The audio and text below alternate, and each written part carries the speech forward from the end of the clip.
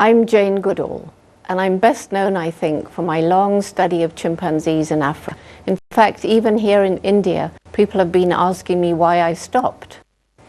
It was when I realized that chimpanzees and their habitat across Africa are in dire plight that I began to travel around the world to raise awareness about what was going on. And everywhere I went, I found that we humans are destroying the natural world, that animal species everywhere are facing extinction. I've got 3 little grandchildren, and when I think about how we've damaged this planet since I was their age, I feel a kind of desperation. It was Mahatma Gandhi who once said, you could tell a great deal about the character of a nation by the way its people treated the animals. And I know that here in India there's a long tradition of living in harmony with nature. But something's gone wrong. And what can we do about it? So many people feel helpless in the face of what's going on today. And the most important thing to realize is that every single one of us can play a role in putting things right. Every single one of us can do our part to make this a better world for all living things. And if all of us get together and do our bit, even if it's very small, together we shall create change that will truly, truly make the world better for all living things.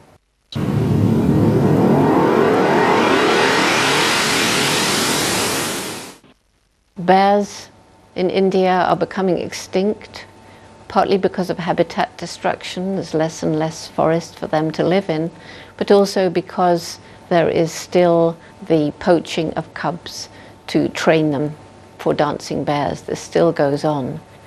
It's illegal in India now. The government has passed a law, but that's not enough. And it's only when people stop paying money to watch dancing bears that this custom will disappear. And so there is something you can do. You can get involved with organizations that are trying to help the bears, and please, please, don't watch dancing bears, and tell all your friends. That will help the bears.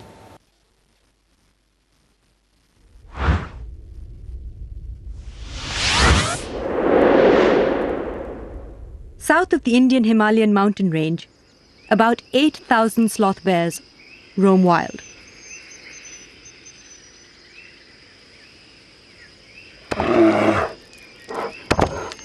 When they root around for snacks of ants and termites, their slurping can be heard hundreds of meters away.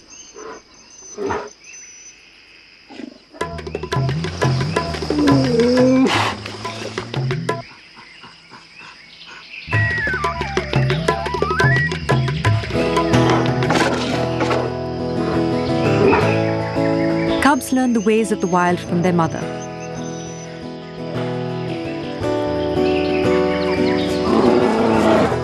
They live and play together for up to 3 years, forming deep bonds. But for many families, this bond is broken. The mother goes out to forage after dark. Poachers know this, and they move in.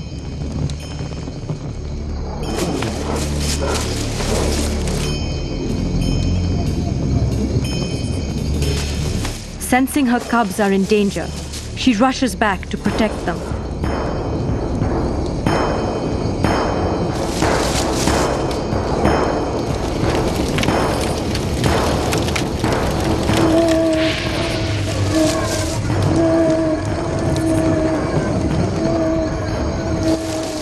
But she is killed.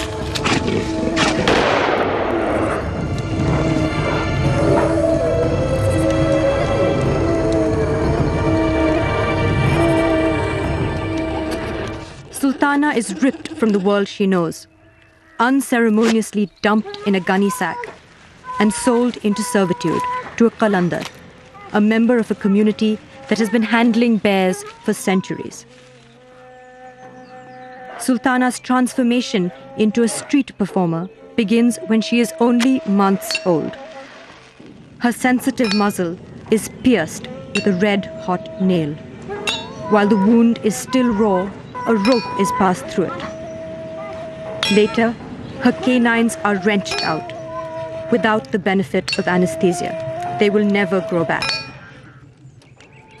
But perhaps the worst cruelty of all,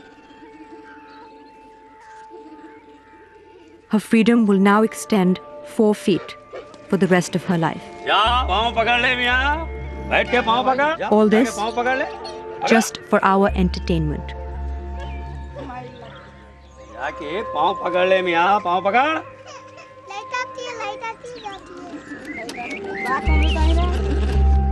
She is barely as old as the child beside her, but she has already been torn from her family. Under the Wildlife Protection Act of 1972, she is entitled to the same level of protection as the tiger. Luckily, somebody hears Sultana's screams. Wildlife SOS, a conservation agency, is informed of Sultana's presence in a village in Andhra Pradesh. They know that a young cub has been bought in a Kalandar settlement.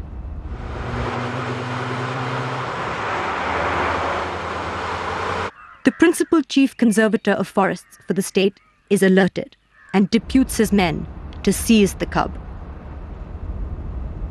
After a quick recce, final touches are put on the plan.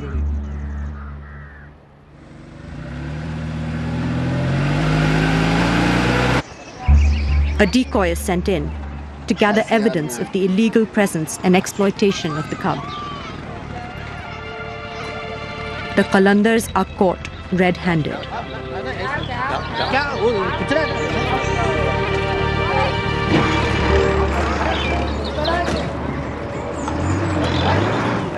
They are taken away to face the consequences. And Sultana is taken to a bear rescue center.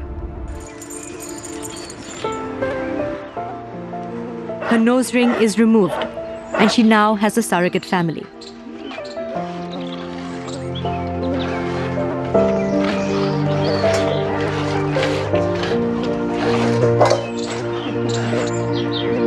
Slowly, she returns to being a bear, not just a performer.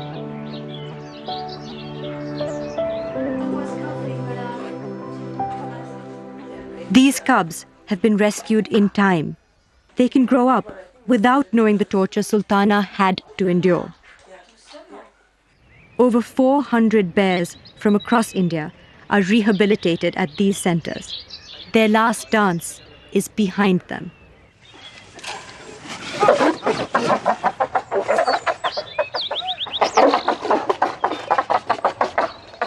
They'll spend their lives here, free to do as they please.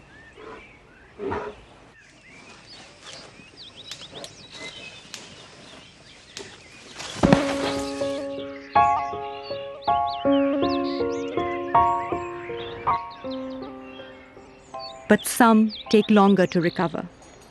The music still rings in their ears.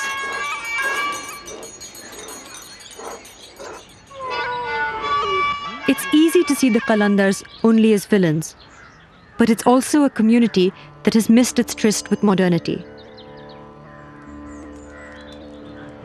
For generations, they have relied on bears to keep their home fires burning.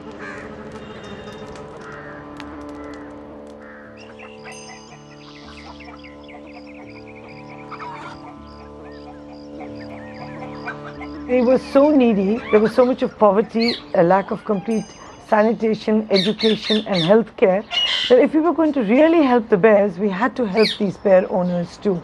We had to take care of the Kalandar. Hussain Sahab bought Reshma as a cub for about 3,000 Indian rupees, or $70 US.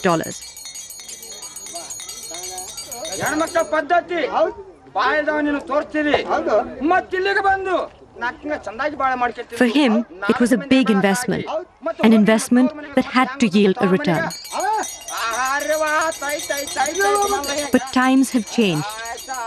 With enforcement agencies becoming more vigilant in cities, their performances have now become restricted to smaller towns. so Hussain Sahab's earnings have fallen to as little as 30 rupees a day. He wants better for his children. After being a team for 6 years, they walk their last lap together.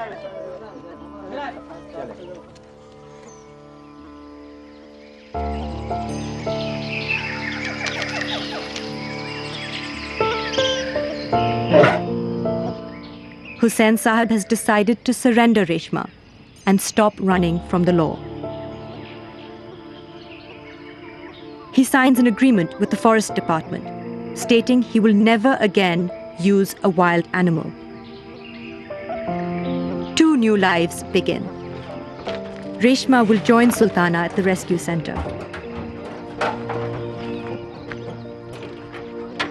Hussain Sahab receives a check of 50,000 rupees, with which he plans to buy a second-hand auto rickshaw. This is part of a rehabilitation package from the Wildlife Agency that ensures his children will be sent to school, and his wife and daughter will join a program that helps Kalandar women onto their economic feet. By rehabilitating both the Kalandar community and their animals, the wildlife crime is being tackled holistically.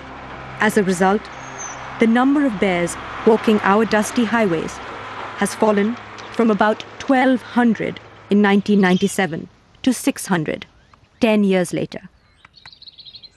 What I love about this project is that we've been going since November 2002, and in a very short time we've managed to get over 250 bears off of the street. But obviously once the dancing bear trade goes, there will still be a trade, unfortunately, in bear spare parts, as I call them. An illicit wildlife market smuggles bear parts out of India. Most of it goes for traditional Chinese medicine that extols the virtues of bear gallbladder. A bear must be seen as more than the sum of its parts, and more than just a meal ticket. The sloth bear is a link in a chain that helps rejuvenate India's forests. When this link gets fractured, so do nature's systems.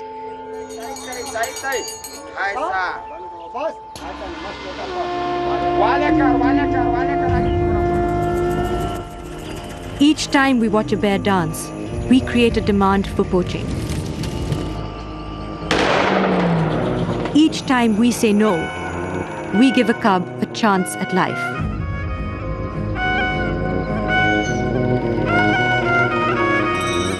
The sloth bear is out on a limb. We can help tip the balance in its favor.